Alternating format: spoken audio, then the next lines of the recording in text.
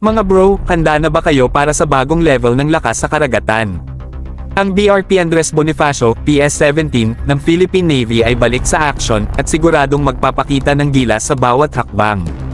May bago siyang combat management system na parang utak ng operasyon, nag-i-integrate ng iba't ibang sensors at systems para sa real-time command at control. Parang may AI na si Tony Stark, pero sa karagatan. Pero teka, hindi lang yan. May upgrades din sa hardware, mga bro. Meron siyang air at surface search radar, kaya hindi lang siya naglalakbay sa dagat, kundi naghahari. Matagalang surveillance, search and rescue missions, maritime patrol, lahat yan kaya niyang gawin ngayon. Isipin mo, nasa gitna ka ng malawak na dagat, ang hangin sa iyong mukha, at ang PS-17 sa iyong likuran. Hindi ka lang simpleng mandaragat, ikaw ay tagapangalaga ng karagatan, bantay ng seguridad, at simbolo ng pag-asa para sa mga nangangailangan.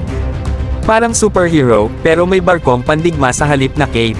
Kaya sa susunod na marinig ninyo na ang BRP Andres Bonifacio ay lumalayag, alam nyo na, hindi lang ito isang barko, ito ay simbolo ng lakas, tatag, at hindi matatawarang dedikasyon sa pagprotekta sa ating karagatan.